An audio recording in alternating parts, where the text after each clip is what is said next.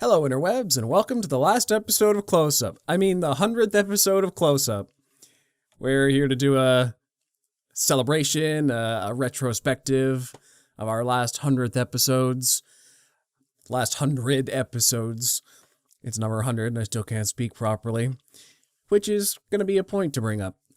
We're going to talk to you today about how we came up with the idea for this show, how performing on this show has changed us as people and made us better reviewers, better internet personalities, talk about some of our potential plans for the future, and just walk you through the journey of the podcast that is Close-Up. So, probably good to talk about how it all started from the very beginning. Do you want to have any points to bring up first, or should I say my side of it from what you recall? From what I recall, I remember messaging you because I kept seeing your Facebook posts about your movie reviews, the recent ones that were coming out around 2020 or 2021, whatever, pandemic, they all mushed together. And I just kind of messaged you. I was like, hey, you should start a podcast. And then I messaged you. I was like, no, wait, we should start a podcast. Because I've been wanting to do like a film podcast with a bunch of even like some college friends at the time. But they weren't really up for it or didn't want to do like the time or the commitment to do it, which is fine. You know, it's not for everybody. Yeah. And then, yeah, that's kind of how it started for me. From my angle, I'd been writing movie reviews for a couple years by that point. I started, I'd say around the pandemic was when I was locked down for so long and had nothing to do. So I say, hey, let's revive the dead Thought Play Media website and put film reviews on there. I can do that, sure. I recently actually wrote an article about my first foray into film reviews, which was a video review series for YouTube, which I only did 3 episodes of because it's a lot harder than the YouTube reviewers make it look. It took a lot of editing, and my on-camera presence wasn't very good, which is something I'm definitely going to talk about pretty soon going into this. But that video review series not turning out the way I wanted was almost the sole reason I never did a podcast of my own before we started one. Because even just those couple videos were like, well, I'm not that great at speaking off the cuff. I stutter a lot and stammer and look like a real fool up here. And the only times I actually looked halfway decent were when I scripted the whole thing start to finish, which you can do a podcast that way, but for film reviews, it just wouldn't work. My voice has always been better as a writer, so the written reviews seemed like a better way to go. I did, however, have a caveat which said if somebody wanted to do the podcast with me, I think I can have a conversation. I can't ramble for an hour about movies on my own, but I will talk to somebody. So then you commented on that Facebook post that one time, and I'm like, oh, Ryan Walker. I haven't talked to this guy in 5 years, not since second year university when you switched out of York to go to acting. I'm like, you know what? I liked him back then, and you know he had a good head on his shoulders. I think he'd have some interesting things to say. Can't hurt if it's good, then maybe we could keep it going. Maybe for at least 100 episodes. If not, And well, here we are. I'll kick myself for saying we didn't try. So we gave it a shot, and I think we even acknowledged in that first episode that this is literally the first time I'm talking to you in 5 years when we turned on those cameras. So that's why I love the first episode so much, because we didn't like audibly talk to each other until that day. So we're both so nervous to, even though we both liked the movie and it was the Batman, we're so nervous to like. Actually, our first one. I thought the Batman was the first. Batman was really the second one. The Book of Boba Fett? Yeah. Interesting. Actually, Batman was our third technically, because we had a technical gaffe on the second one where I didn't plug in Wow. my microphone properly, and this is before I had my soundproofing wall all set up. So on the second one, I didn't record it at all properly. And fun fact, that whole, I guess it's episode 3 now, is all compiled together through voiceover and just stitching it together, for my part Yeah, anyway. I remember seeing that. So the Batman one was really our third show, but it's episode 2. Huh. But yeah, Book of Boba Fett, that was our first episode, and it went pretty well, considering it was kind of a reintroduction to us, and I'm like, well, who's to say our chemistry is even going to work on camera? I don't know. Yeah, and it's kind of good we start off with stuff that we had similar opinions on, especially with like the Book of Boba Fett, and then it was the Batman. That's crazy. I guess I had those two mixed up. I guess maybe because in my mind the Batman was like the first movie review, so then, but yeah, it was like that's what was funny about it. Another police car. Come on now, people stop dying. Yeah, it was. The first episode I just find it's like really funny because we're both taking our time and trying not to speak over each other, and now we just don't care, or like it just feels a bit more natural to like not speak over each other in a rude way, but just kind of like it's just a more naturalistic like dialogue. It's the first episode's so wooden, but it's so funny. All right, so we just got interrupted there by a technical malfunction, realized that about 6 minutes worth of the recording was unusable, so got to restart a bit. Forgive me if I overlap with anything I talked about in that first 6 minutes. Just trying to get through it now. But where it started cutting out was when I began talking about how frustrating that first episode was because of the video lag between us, how it was difficult to judge when you were speaking if we were going to cut each other off or leave way too much of a gap of dead air in between just to make sure we both ended our sentences properly. So we both had to get into a flow to learn how it went. And that was my fault because internet connection up where I live, not comparable to Toronto in the least. So that made things pretty difficult in the beginning. And then in the cutoff section, you talked a bit about how there was so much dead air in those first couple episodes, which also my fault because that's a problem partially because of the video lag and also because I went out of my way in the audio editing bay to cut out every stammer and breath possible to make me in particular sound like I was speaking with a better flow because, well, I still don't really, but it was even worse in those first couple episodes, and that was what I was happy with because leaving all my but that would sound so much even worse, right? But audio editing was a major hassle for me on those first couple because I had no idea what I was doing. I was working with outdated audio editing software. I had extensive history with video editing for sure, but then audio was always just kind of that thing where I'm like, yeah, good enough if I can hear it. But I actually had to buckle down and pay attention to close-ups audio because, well, podcasts are all audio, aren't they? It's what it has to sound good at the very least. And those first couple episodes did not because, well, I was working in a sunroom that didn't have any good acoustics whatsoever. I was working on a subpar mic. I didn't have the tools in my programs necessary to fix the audio properly.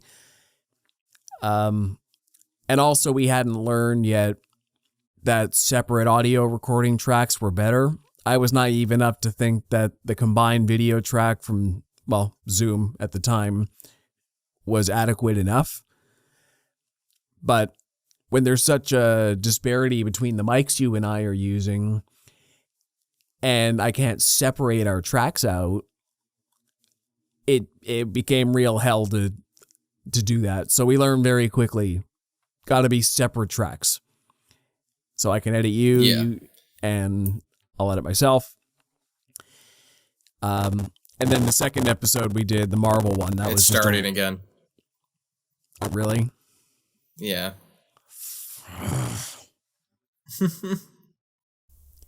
And that second Marvel episode we did was just a complete write-off because I was an idiot and forgot to plug my mic in for that one. I thought I had everything all going well. Everything was recording great. I guess I was recording absolutely nothing, though. So even though we learned that lesson the first time of get separate audio tracks, I had your track and then a joint track I had to mess around with again. And I think the best I could do at a certain point was I had to go in by hand and erase all of my parts out of it just to give you and me a separate, like I had to go in and basically just erase each other's audio. So I had two tracks I could work with. And that would not be the last time I had to do that, unfortunately. Stuff happens in this last 100 episodes. Not fun. Very much not fun. I've had a stupid amount of difficulties, which even tonight continue and piss me off royally.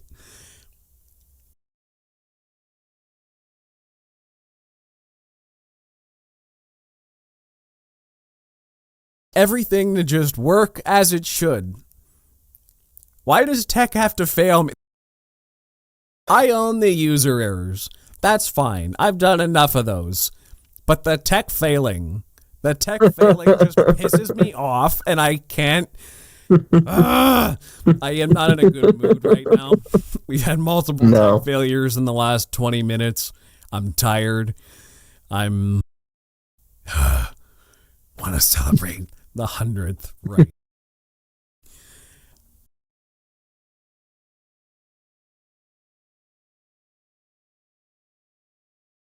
Yeah. Did we ever try Skype, or did we just go from Zoom to Discord?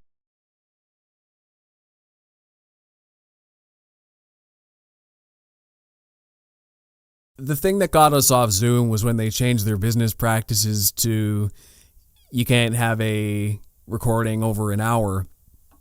So it completely messed up our flow every time we were going to go over, or was it?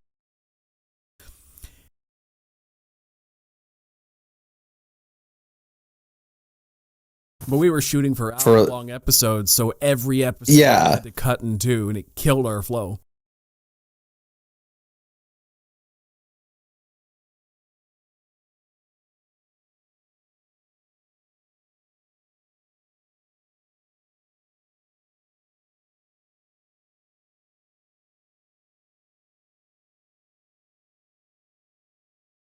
And we've been on Discord ever since.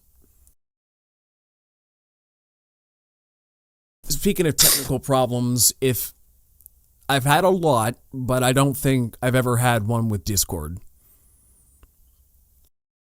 It's been very consistent for us. Yeah. Going back to tech problems for a minute, those are a big problem of... Okay, so I don't remember how many episodes I did with my old blue snowball mic, but that one was a really old mic to start with, and I'm not sure I ever used it correctly necessarily because it had multiple settings on it. I'll admit I didn't really know what I was doing with it, but it was also just giving me, well, kind of like I'm getting tonight, just these weird crackling sounds. Wasn't doing very well for me. And I'm like, oh man, Ryan always sounds so much better than me on all these recordings. I sound awful. I mean, like, you can hear me, but it's not pleasant. So then I upgraded my mic with a $80 Mayono mic I found on Amazon. And I'm like, you know what? Sure, I can afford an $80 mic. Whatever. And then that one did well for me too. It's a good condenser mic for, I believe is the proper. Yeah, it's a good mic, but it was really sensitive was the problem. I couldn't project my voice very much. I had to talk moderately and quietly every episode. I couldn't raise my voice or get excited about anything. Otherwise, it would peak and I'd be out of luck for audio editing again. Couldn't make it sound right. So I had to exercise a lot of vocal control. And then I said, screw that. I'm saving up a little over $1,000 and just buying an audio setup I can use for a very, very long time. And that's the one I've been with for about half the show now.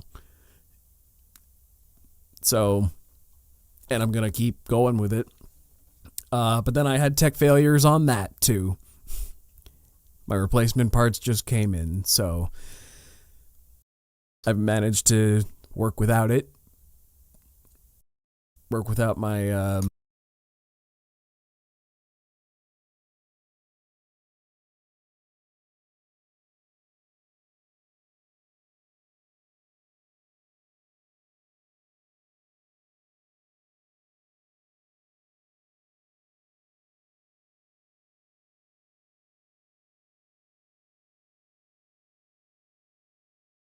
yeah, there's also part of the thing is you're recording a lot of times in stereo, and my mic records in mono. Like it doesn't. In the end, the podcast file ends up as mono anyway, so you end up getting crushed down, no matter what. Mine doesn't have as much variation from when we finish these episodes to when it's actually out there. Yours goes through a lot more compression. Yeah. Yeah. You got to use. It's going to have different, which you then have to send to me through email, so that gets compressed there. So like you're exporting this file, which you're recording right now, that gets condensed. And then you're sending it to me through email, that gets condensed again. And then I throw it through editing software, that gets condensed some more. And then I export the final version of it. You're getting condensed a lot in there. Whereas mine is just recording right here. I take the large USB file right to my editing computer, and it's basically the same from start to finish. And it's also an XLR mic, which is higher quality just out the gate. So we're still working out some kinks on this show. But it's not an issue I've ever had a sticking point with, because you sound perfectly good. So it's not like the discrepancy is so large that it's like, Ryan, you need to switch right now.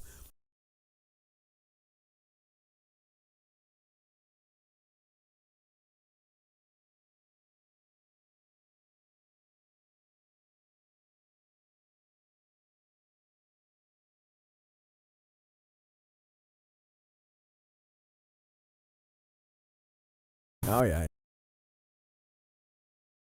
I had those. Still do. Yeah. For sure. I don't remember if this part got cut off when I talked about how awful audio editing was for me, that it took 6 hours per episode in the early days to get a product I was halfway okay.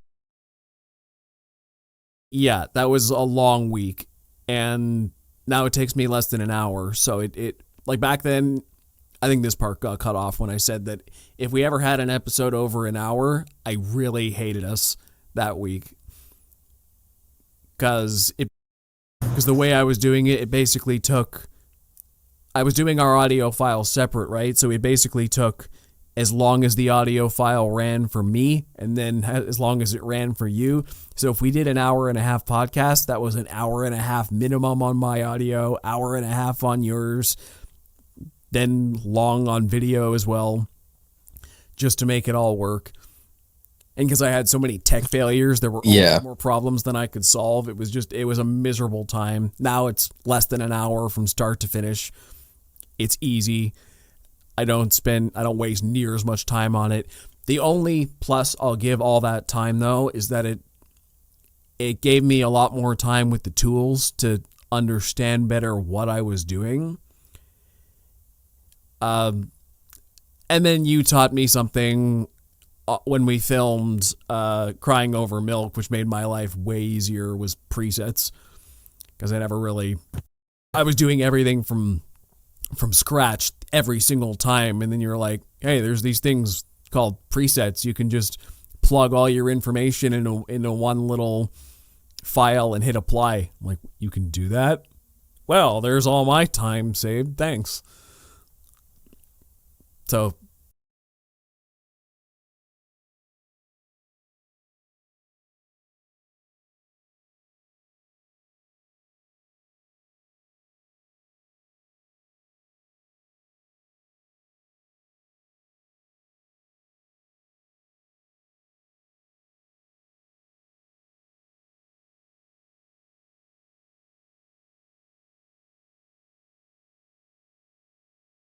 yeah.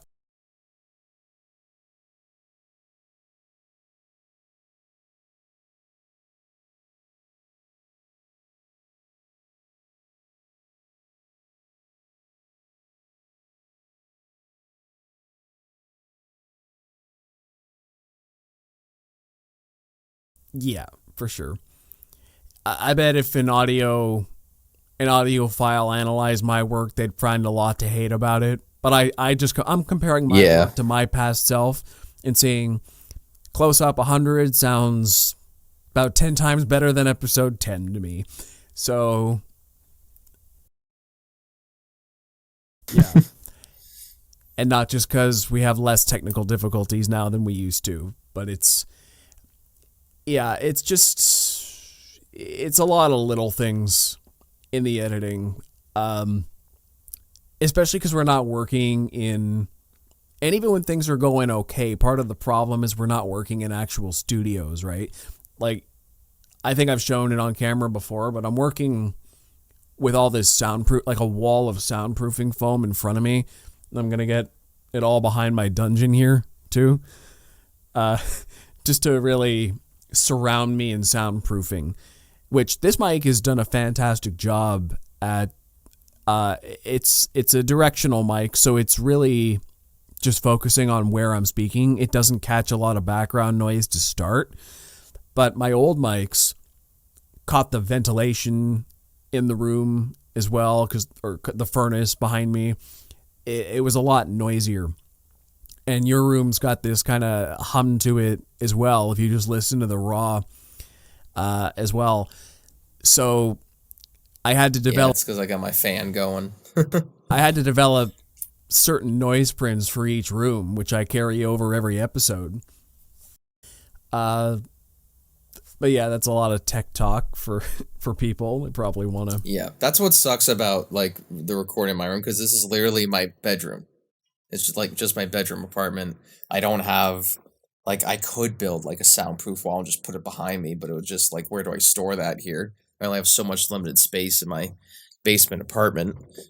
So that's what sucks. It's also like a directional mic too, so it's picking up everything that's behind me. I don't have AC. I just had a flashback to another awful editing thing. You remember how in the first couple episodes, we actually had our DSLRs hooked up to get different angles of our video? Yeah. It was our webcam. That sucked. And then we had our DSLRs too. And in my editing for the video, I was actually cutting between all those feeds to try and make like, oh, well, let's use this camera angle now. I got 4 to choose from. That was miserable. That's another thing that took so much time. And that was the first thing I said, Ryan, we can't do this anymore. I don't care if we're stuck on our webcam angles the entire time. I'm scrapping the DSLRs and just throwing up a promotional background behind us. I can't do it. Which is fair. I mean, the DSLRs looked cool, but like for a podcast that people probably listen to more than watch, it's not really necessary. The analytics. Like you don't need multiple. Yeah. Oh well. YouTube.com. We try our best. Close up. Watch us. Please. Seeing Ryan's reaction in person is better. Yeah, because this guy says horrendous shit sometimes. Or he'll play devil's advocate to stoke in a reaction for me. Play devil's advocate for everything. That's how you get the views, baby. It's one of the more frustrating aspects of my personality, which I can finally monetize here on this show. So yeah, exactly. And then there's a lot of times I gaslight myself into actually believing my devil's advocacy and then just go with it just for the sake of argument. We've had a lot it's pretty funny. Good debates on this show. We have great debates, fantastic debates, and they're all stoked by fire and fury. Sometimes black and passion. Yeah, that House of the Dragon one was, I think, one of my favorite debates I ever did with you, because that was one of the first ones that when we went into the episode, it was just a typical review episode, but I think I ended up throwing it in the debate playlist afterwards because it got so heated. And that's one of, sometimes we've tried to spark topics that we figure will generate that kind of fury again. Like, I knew The Last of Us Part 2 one was going to get us heated. But the House of the Dragon one was just completely unexpected. Like, oh, yeah, I did not exactly both feel so strongly about this issue. It's and that was like kind of the first time where I was like, okay, this could work. Because that was like middle episode 40 something. Maybe something like that. Yeah, and it was just like our real selves debating stuff passionately about it, like strongly believing both sides, not giving leeway. And it was fun. I liked it. Second season coming out in June. Excited. I also, one of my favorite moments from earlier on in the show, to intentionally stoke you a bit, was episode 14, I think it was. That was the one that got Justin listening, actually, when I showed him that one, was the in defense of Tron and Rocky 5. And I didn't tell you we were doing Rocky 5, so just that was just reaction, like, just to get up and leave. I think I refused to do it for like the first 10 minutes. Yeah, I tried to carry it as best I could, and then you eventually came in half-heartedly. Like, well, I guess Tommy Gunn's not all that bad. That's not a quote from Ryan. I won't put those. No, he's terrible. That Mickey flashback's pretty good. Yeah. Get up. That's it. I didn't hear no. Yeah. Yeah, but I think a lot of running gags in this show come from these debates and just our hot takes in general that piss each other off. Like, I remember one of my favorite clips was, I don't remember if She-Hulk had come out yet, or I think it was before She-Hulk. And you were talking about how awful you thought Daredevil was going to be in the show, and I was just broken. I was just like, I can't do this. Yeah. I can't handle the thought of them ruining Matt Murdock as bad as the MCU has ruined some characters. Yeah, we thought he was going to be like MCU humorized. Yeah. Like fully. But luckily he wasn't. Some of my favorite bits are the ones you had to cut out, and that's very rare. Yeah, that's happened a couple times. I don't remember if I've had to censor myself or you more. It was probably me. I remember the first one I censored you on, like, intentionally was the Stranger Things one. No, wait, that was me. I censored myself on that one, not you. Oh, I think I know what you're talking about. Yeah. I made an illusion, and I kept in Ryan's reaction where he died laughing for it. But sometimes That was on this good. show, I Yeah. figure it's best to censor ourselves. Just I don't really like the idea of censorship in general, but certain things you say, I'm like, I'm gonna get more flack than I'm gonna get a good reaction from this. It's just not worth it. Yeah. To say And out. sometimes it's just funnier. It's funny to just be like, oh, what did they say? It's funnier than the actual joke itself. That one in particular makes me laugh a lot because it's just like, well, okay, well, you're gonna make me say it. It sounds like hard cut. Oh, I can't believe you said that. It's so funny. Upon a rewatch, it's so good. I can't remember if I said it or you said it. I was like, that can't stay in. I think I said it. Yeah. That was maybe we'll tell you on episode 200 what that was. Maybe if we get enough patrons. Yeah. And then there's the controversies that stay. Like when I say She-Hulk is my favorite show, that's a soundbite that I've reiterated multiple times. Mm-hmm. And then you say Velma's a great show. Yep. Yep. That one I stand by. Controversially. But hot takes are good. I don't buy into the hate on Velma. And She-Hulk, I've actually come around on more over time. I still think I was just talking with Justin about this the other day. If we were to rewatch She-Hulk, I don't want to rewatch She-Hulk. I feel like that was it was a harsh experience to go through the first time. But remembering the good parts, I enjoy it a lot more in retrospect. Yeah. It's not that bad. I still reference it quite a bit, and it makes me laugh thinking about it. Not necessarily watching it, but yeah. Yeah, because you love Megan Thee Stallion. That scene nearly made me quit the MCU. But it's still funny to think about in retrospect just how stupid it was. But either way, it's making me laugh. So it was even more stupid how much they advertised that scene too, like on social media. It's like, we get it. You got Megan Thee Stallion and you got She-Hulk to twerk. Good for you. Speaking of Justin, he's kind of another running gag on this show just in general as one of our only... Sorry, Justin.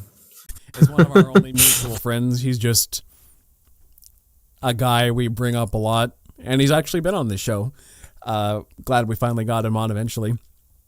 Even though he still doesn't have a webcam, but...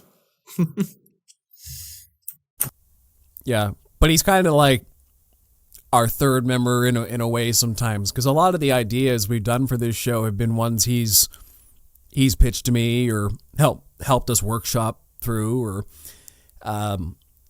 so a lot of his opinions have seeped into the show, whether he's here or not. He's kind of always here in spirit. He's the guy I turn to most as my chief business partner for most creative endeavors. He's the guy I turn to most for feedback on the show. And a lot of his feedback has shaped some decisions we've made on the show, or helped me out in the editing phase. Like, I remember, once again, this is me being a newbie and stupid with editing, but just a simple suggestion he made, to make good voices, you gotta bring down the middle tones and boost the highs and lows. I'm like, oh, sure. Sounds obvious in retrospect, but I didn't think of that until he mentioned it. So doing stuff like that ever since, and it was an immediate improvement in the quality. Mind you, that wasn't till around episode one of the teen ones, but yeah. So he's contributed majorly to this show. Thank you. Yeah. Very much. He's an audio nutcase. So much so when you guys were over at my apartment editing Crying Over Milk, and I saw him going to like the microscopic scale of like lining up audio Yep. files to match like our audio recording from the lav mics to the camera, and I was just like, Justin, nobody's gonna notice, and he's just sitting there sleep deprived, like, I'll notice. And I was just like, yeah, because nobody does this. It's like, I tell you, everybody does this. Like, no, Justin. It was like an editing thing. He had to go into the settings to like activate something to go into the microscopic thing. It was so funny to me.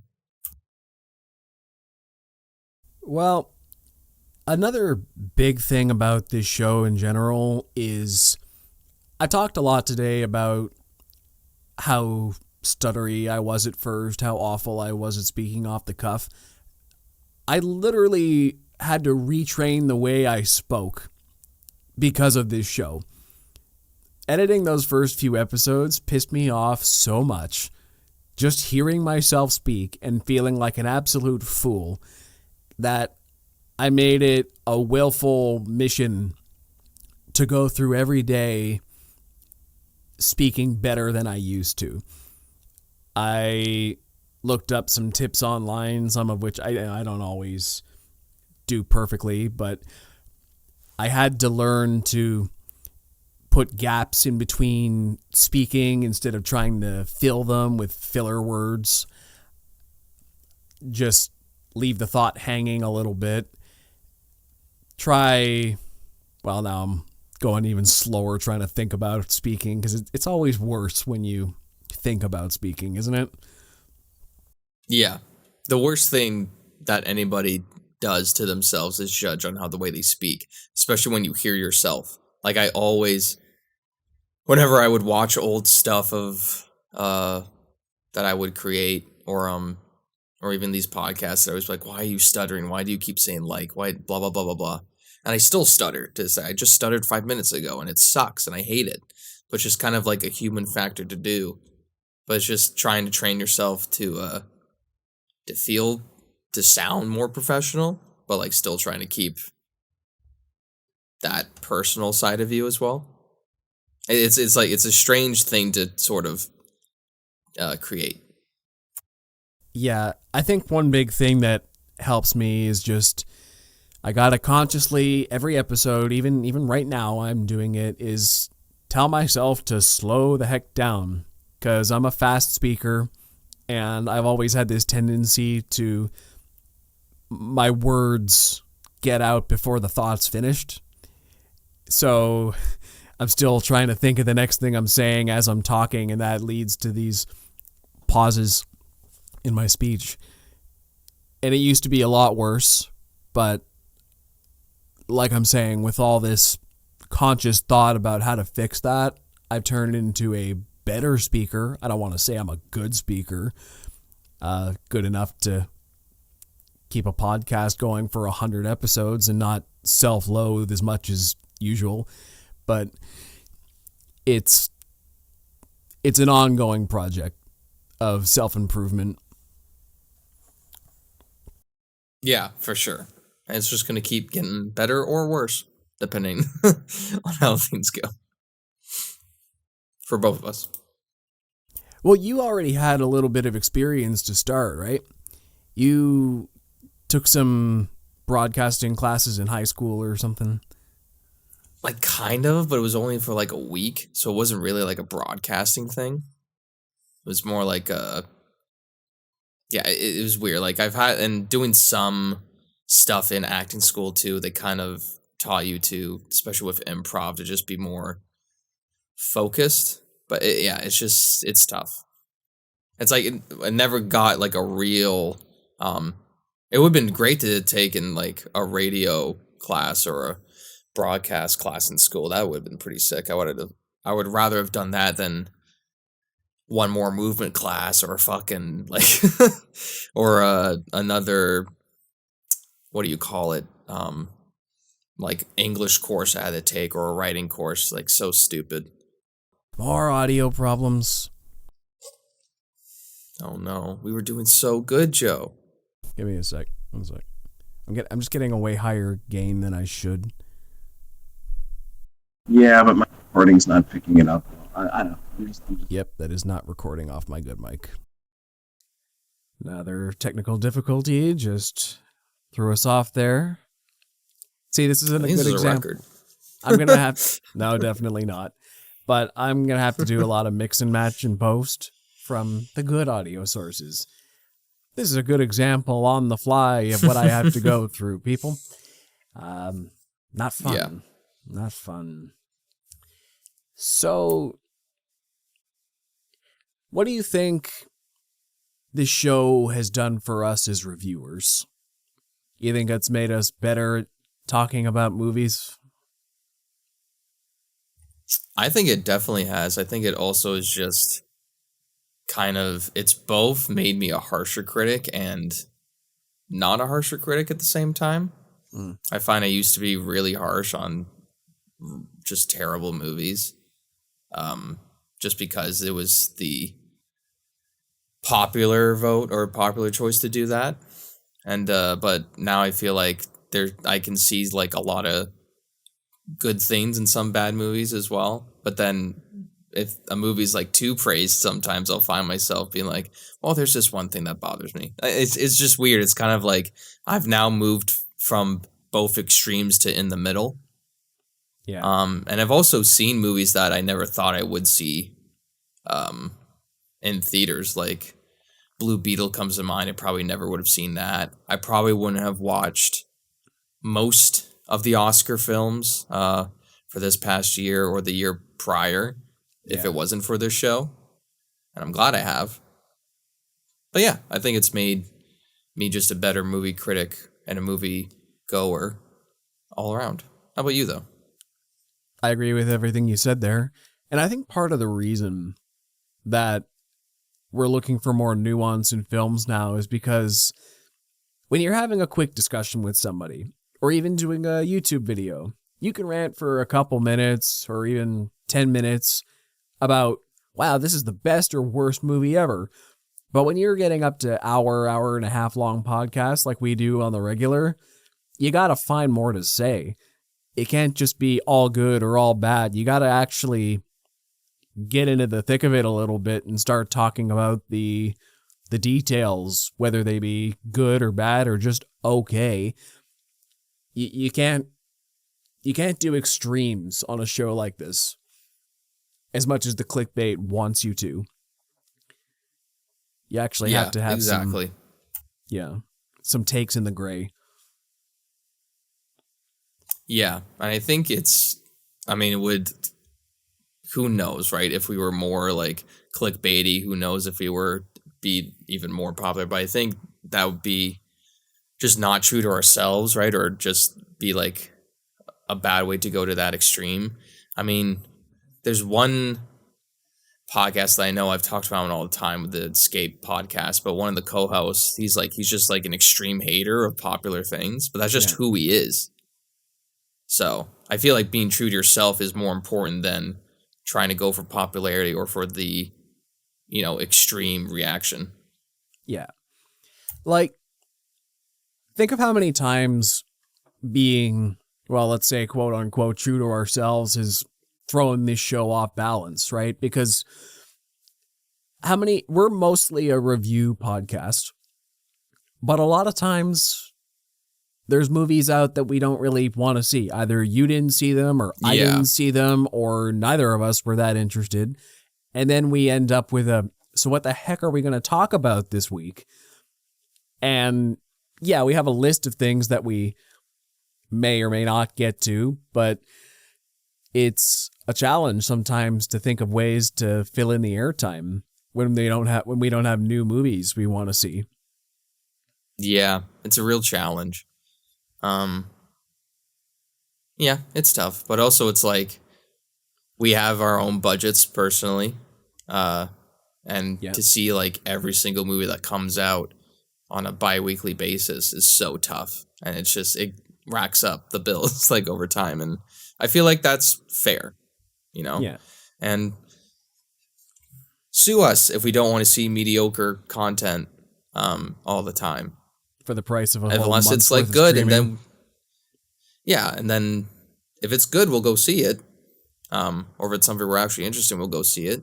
Like, I don't think either of us really beat each other up for not going to see Transformers Rise of the Beast. No. You know what I mean? Like, even though I've heard the third act or the final battle is fun and kick ass, other than that, I've heard it's crap. So, like, yeah, and that's why that to me is the major reason why we invented the leisure list segment that we do. yes. Is just as a chance to talk about all the things that we didn't mutually see but still want to discuss at some point. And those episodes are one of my most favorite ones to do because I get to talk about a lot of Same. niche things that we wouldn't make whole episodes for, like my golden age audio dramas or just random novels I've been reading or whatever I've been watching on TV lately that's not popular enough to do a whole episode on. But it's just a little bit of everything. It's potpourri for podcasts. Mm-hmm. They're my favorite to do, but I also dread them because I know we're going to be there for at least 2 hours. Like every time. Every time. For that one podcast. We try to go lower, but our lists always like exceed over like watching 20 different things each. So going through them one by one sucks. And I also dread them for another reason, because I nearly play it like a race against myself. Like every time a leisure list is going to come up, and because we try to do them there's a set amount of time we try to do them, which in the last one we shortened the gap from 12 episodes to 8. But now every time it comes up, I look at all the things I'm watching and I'm like, oh, well, if I get through this season fast enough, I can add it to the list. I just have 5 more. I just have 5 more episodes and then it can go on the list. Because I'm like, well, if I don't get those 5 episodes done, I'm going to get 4 episodes done, not throw it on the list. And then if I talk about it on Leisure List, I'm not going to have enough to say about it because I didn't finish the season. And if I wait till the next one, well, that's 8 weeks away and I'm probably going to forget it all. So sometimes I just got to blitz to finish things. So I put pressure on myself that way, but that's just the story of my life. That's what I find like sucks with my leisure list. Sometimes it's a lot of video games, and I've had a bad month where I've been playing like 3 story video games at once, and I haven't beaten either of them. So whenever it's like, I'm like a third way through this game, and it's good so far, and then you just don't have much to say, and that's why my list is so much shorter sometimes, because I'm very much on the playing video games train. I don't know what the hell does that mean, but it's a lot of my leisure list. Well, see that's the thing about games, right? You know, I watch a lot of movies and TV, but even a whole season of TV, that's a really short game, but that's not the kind of games you play a lot of times. You're lucky to get most games nowadays to last under 30 hours. Yeah. Sometimes up to over 100. So, if you're playing games and you even have one completed game on your list, you spent a lot of time on that this month, right? Forget about anything else you got on that list. That's just a bonus at that point. Yeah, exactly. It's so tough. Like I had a bad month where I was playing Baldur's Gate and I was just kind of got bored of it, so I started Red Dead Redemption 2, and then Ghost of Tsushima went on sale, so I played the opening, but I was like, no, I can't do this. So there's so much like back catalog stuff I have as well in terms of games. But yeah. Which sucks because I try to get through that, but then I can't watch new shows that I want to watch. That's the worst part about Leisure List. It's like, okay, how do I balance playing or watching what I want with also kind of like expanding the list so I have a good enough list for a podcast? Yeah. It's interesting how the list started as here's what we're watching, and then we started tailoring what we're watching to the list. Yeah. Just so we have content for it. Yeah. Mm-hmm. The last Leisure List we had, I had very few on, and then I just knowing we were doing a leisure list, just watched like 5 movies, like just to add them to my list. And a lot of them were Oscar movies as well. Yeah. And movies are the quick way to bolster that list. Yeah. What other segments do we do that are okay? We just did an indefensive for our last episode. Yeah. I always like those.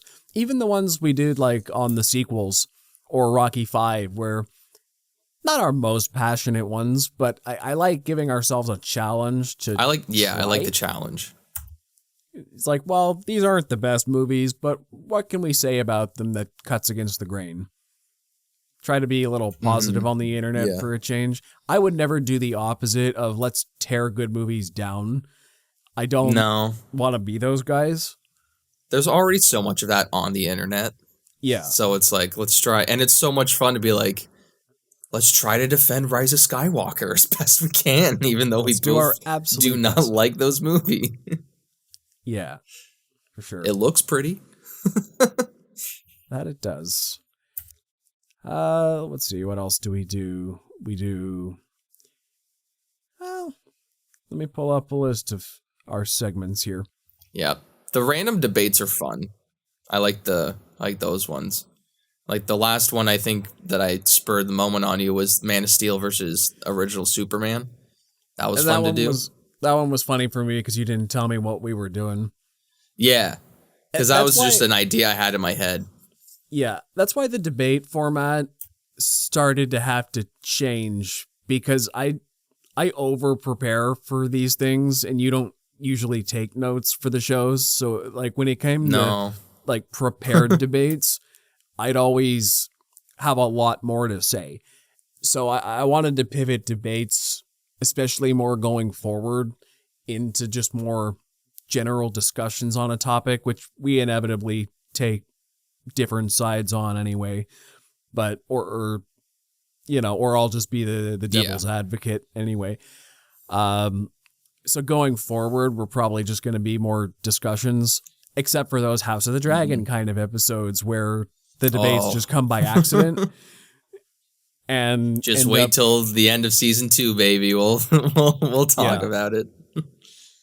Then we have occasional episodes on film and TV history, which I like doing those ones just to put out an outlet for my film school knowledge.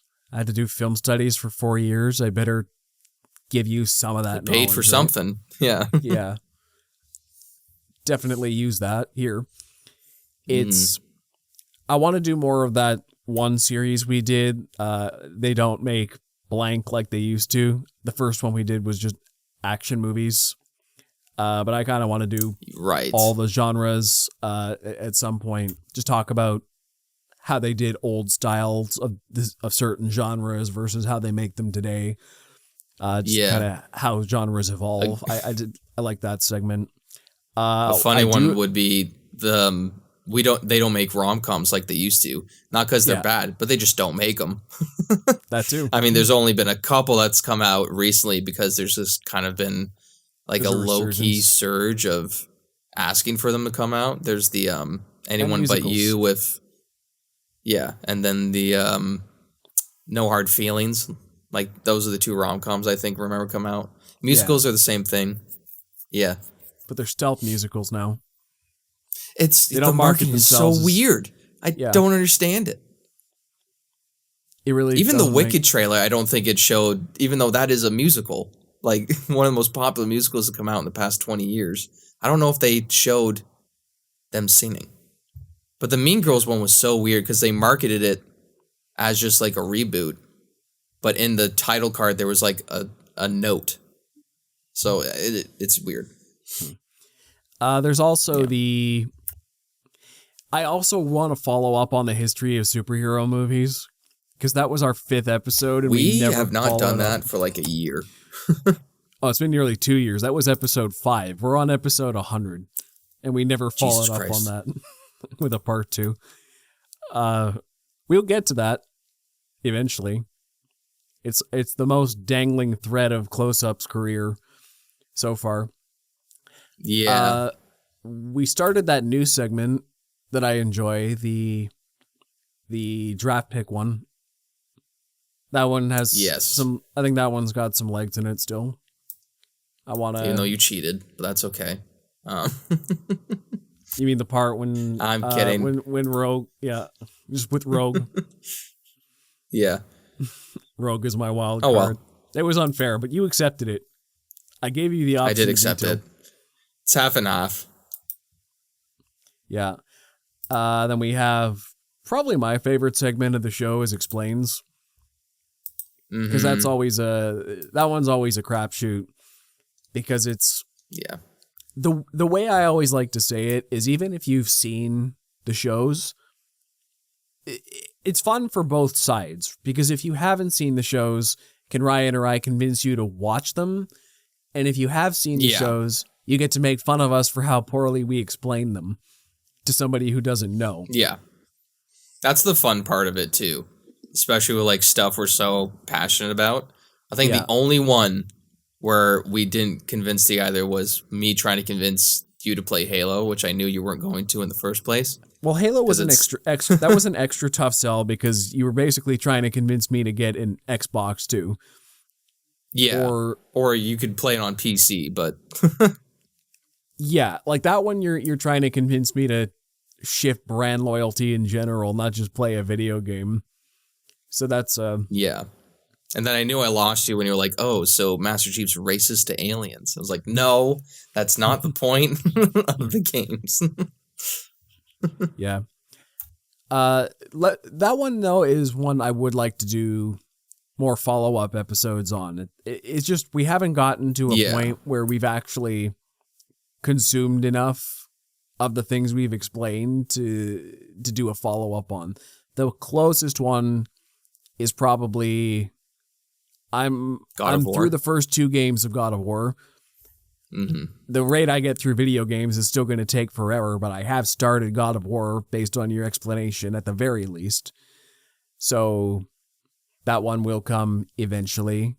I also plan to get through Game of Thrones, Sons of Anarchy. You did play D&D. We never did a follow-up on I did. On it.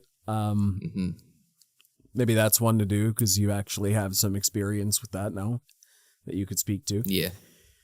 But yeah, so those are some of the segments we do. What I really want to do going forward, though, is get into more deep dives, which we've never done in earnest.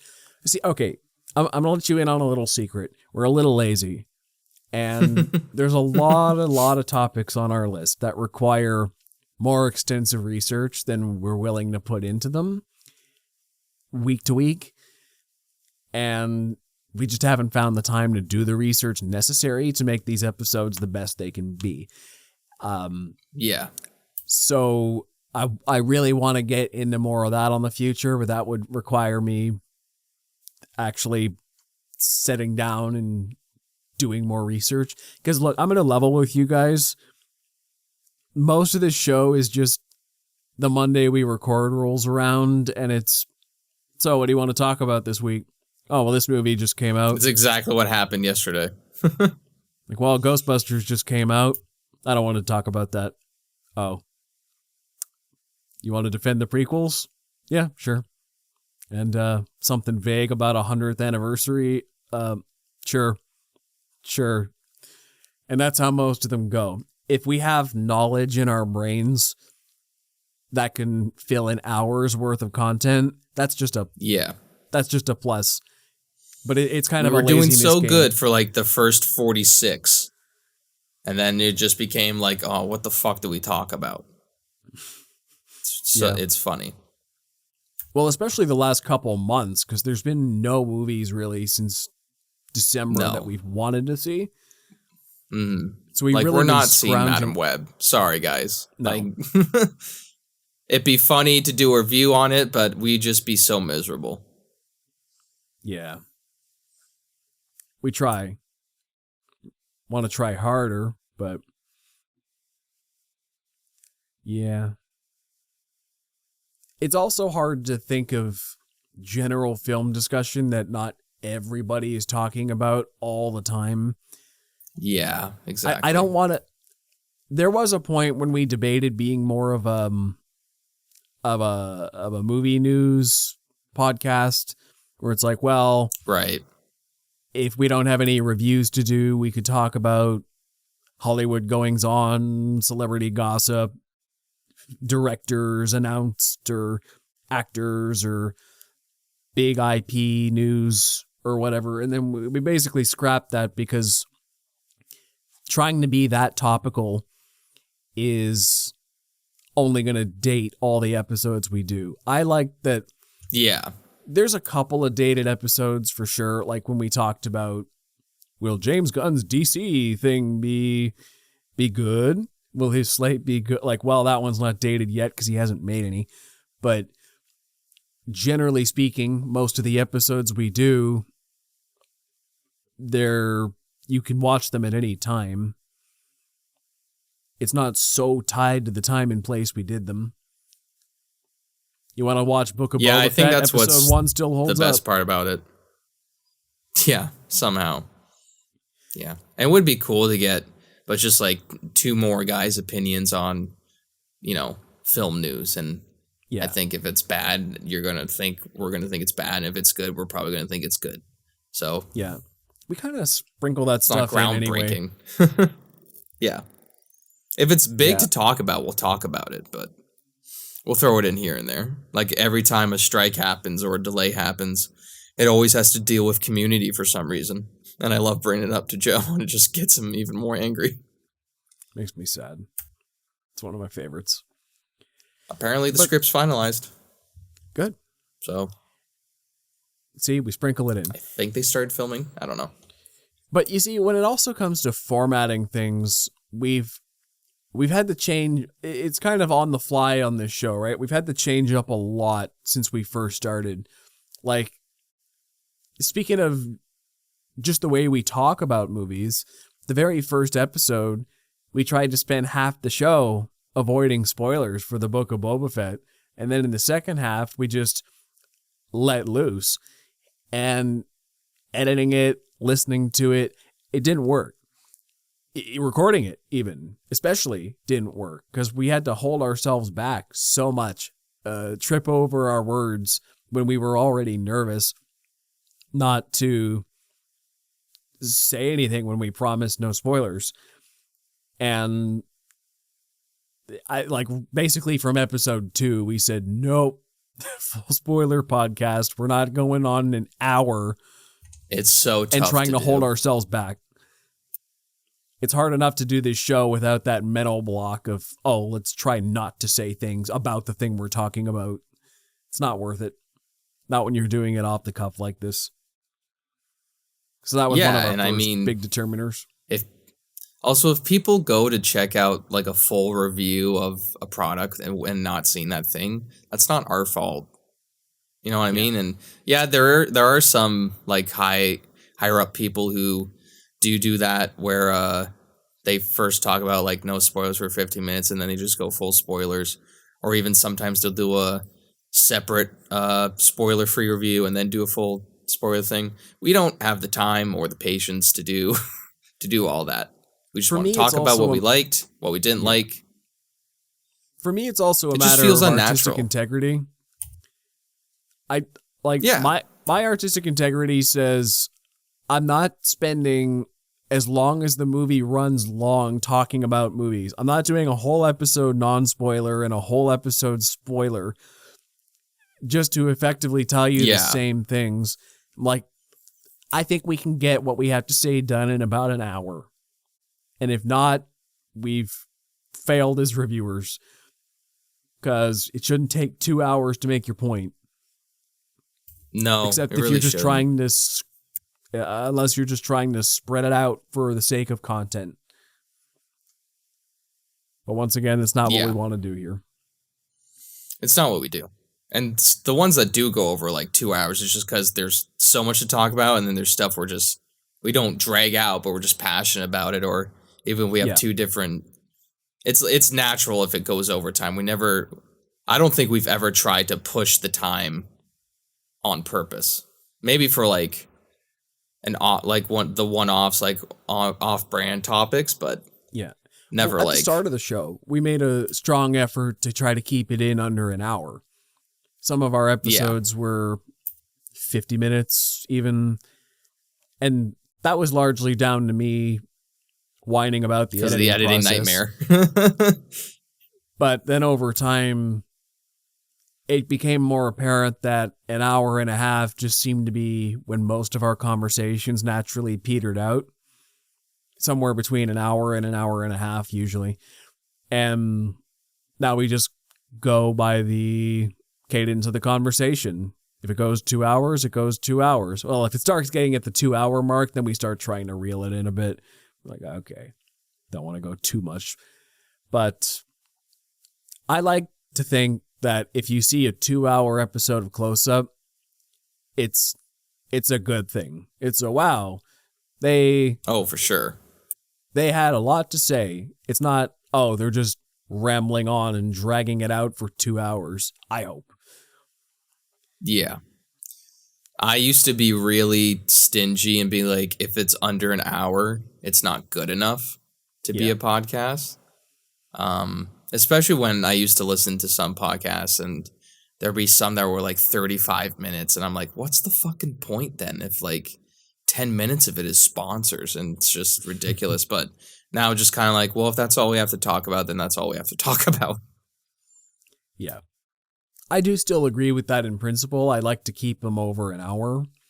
We never had a topic yet where we're that short, but no, it might come eventually when we run out of ideas and we're just scraping. But then again, that's also kind of what our question of the week segment is for, which you came up with a couple months ago just for marketability.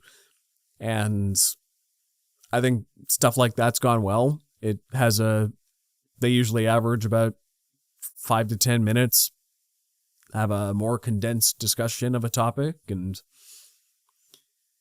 see, marketing is another thing about this show. Marketing is hard. I don't like it. It's so hard. I don't like wearing so many hats in the company. Like, you do it because we're the only two guys who do this, but marketing is not fun. It's not fun for me to edit this show in general. Editing is always something I've done more out of obligation than because I like it. And then I have to edit more to get podcast clips for YouTube and TikTok and Instagram. And yeah, it's fun to reminisce on the show after the fact, but while I'm making them, it feels like a chore. And they don't even do necessarily that well. And YouTube Shorts is especially disheartening because I find the like to dislike ratio on YouTube Shorts is way out of whack comparatively. Like we get disliked into oblivion on YouTube Shorts. But then for the same amount of views on TikTok, we have like dozens of likes on there. So I'm like, I don't know why the audiences are so different. Like the response on TikTok and Instagram is so much more positive on the whole than on YouTube. YouTube's Shorts. Weird. It's a weird one. Yeah. So seeing those numbers and the analytics, that's hard sometimes, but I also like seeing the view counts go. But that's another thing about this show, right? It's hard to get the view counts up. Because when we first started the show, the rule of thumb was you need about 50 episodes in your back pocket before people decide that, oh, the show's probably not going anywhere. I can add it to my rotation because they want to see longevity in a show. And somewhere between our first and 50th episode, the rule of thumb changed to 100 episodes before anyone will give you a shot. And, well, here we are. I hope to see an uptick soon from here on. Now that we've hit that milestone, remains to be seen. But I can only hope. It'd be nice. Have a good back catalog now. Mm-hmm. We have quite the back catalog. Yeah, 100 episodes. I didn't know we'd make it this far. No. Like we said at the start, I thought we would teeter out. I thought we would teeter out like probably past 50 because of all the shit we were trying to be like, okay, what do we talk about this week? And all the like on the fly topics we would do. But we've lasted pretty well. Yeah. We got a good routine we settled into. And that was another thing at the start too, was how often do we record? Because at the beginning we actually tried to record one episode a week. And then at a certain point we said, this is stupid. Let's just record multiple in a night and get 2 weeks off. That's another one where I think we waited too long before we did that, but it was still early enough that it settled into the routine. Because I don't know if we'd still be doing this if we tried for once a week. We'd never have any free time on a... No. Yeah, it'd be ridiculous. Yeah. I mean, mind you, there's occasional nights where we have to break it up. Like this week, we had to record one last night, and we're doing a separate recording tonight. But usually we just change clothes. Behind the scenes drama. Just, there's your behind the scenes. I've stopped changing clothes. Yeah. I'm usually in the same like 2 gray sweaters now. I don't know why. I just don't feel like it. I changed my clothes. Yeah, I changed my clothes. You change your lights. None of which matters for our audio viewers, but it's to keep up an illusion. Look at all these lights. And now it's not working. There we go. We just recorded like 50 episodes in the time Ryan did that. That's... Oh my god. However many lights you have. Cheap Amazon strips. You can get them. Yeah. Well, on the whole, this podcast has turned me into a more confident person who can better express myself, specifically as regards to movies. It's definitely made me less shy about voicing my opinions on things and just being... not avoiding the controversies either. If we ever disagree on things, I like to lean into it because it's good for the audience and it's good for us to challenge each other too, just as human beings. The discussion is healthy and entertaining at the same time. It's taught me a lot about editing and marketing, and it's been a great experience on the whole. Just helped me grow generally as a human being and as a creative person, and given me an excuse to revel in more of my favorite entertainment. So, all in all, it's been a great 100 episodes, and I'm looking forward to 100 more. Yeah, well said. I think I feel the exact same, where it's I feel more confident in speaking my opinions now because of this podcast, and especially with some of my hot takes and all that. I think my very first hot take happened in the first episode where I said I don't like Boba Fett as a character, just in general. I don't. True. I think he's boring. Which is funny now that I think about it. But yeah, I think it's nice to just sort of feel confident in your opinions and sharing them to you and a bunch of strangers, but also having the knowledge to back it up as well. It's just maybe a better speaker in general, with even with people outside of the podcast and just in everyday life. So it's been a fun ride. Yeah.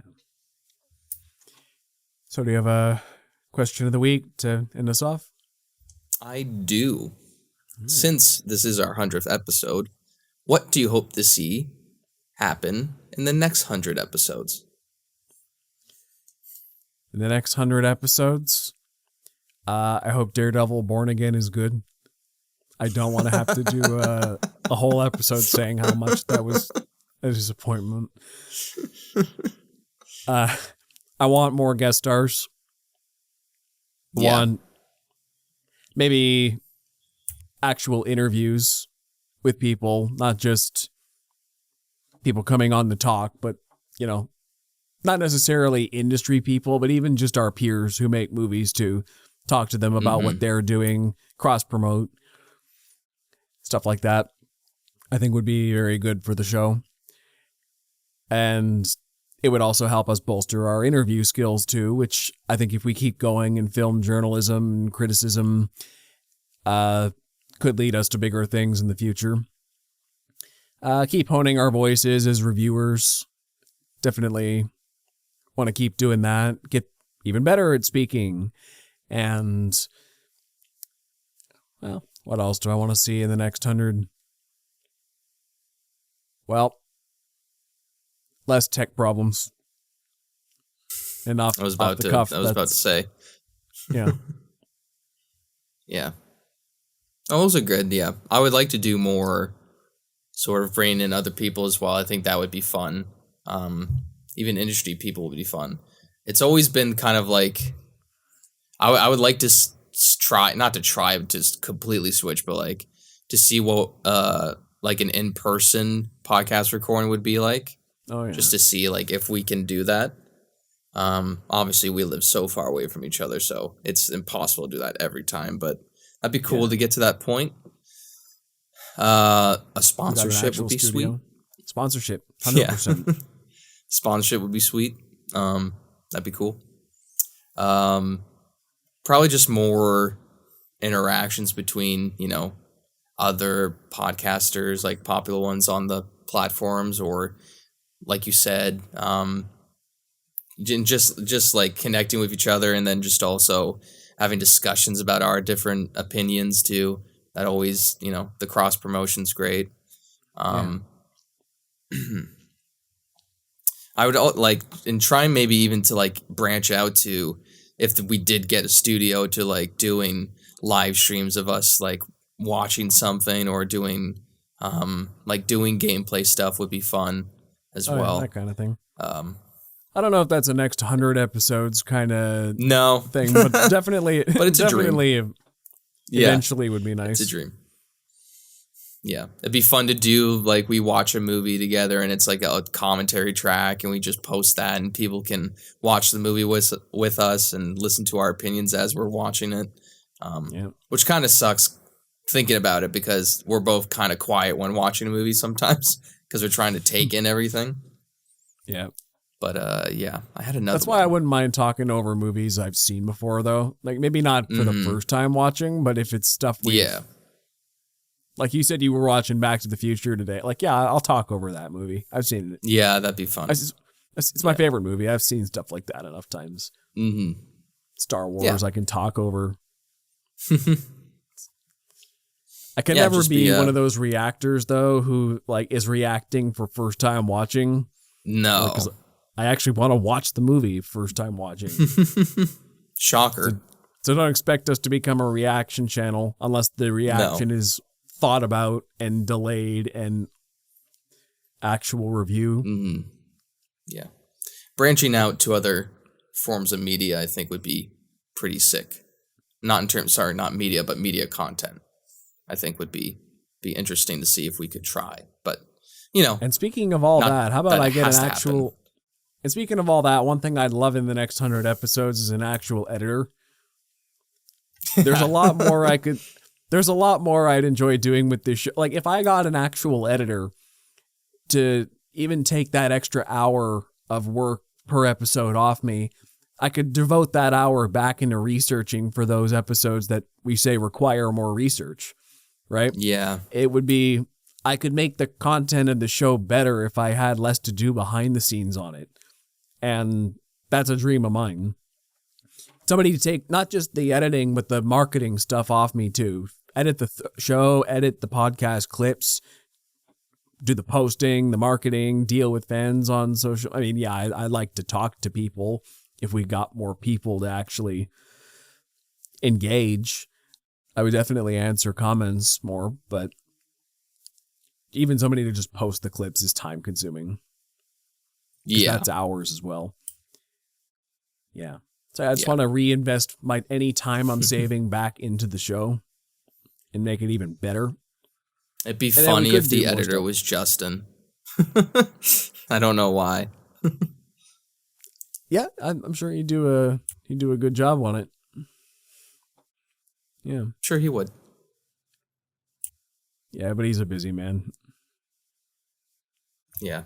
Well, you both have the same schedule, which is kind of funny, but the exact same schedule. I mean, I always joke with him that it's very rare I don't see him. Sometimes I see him 7 days a week.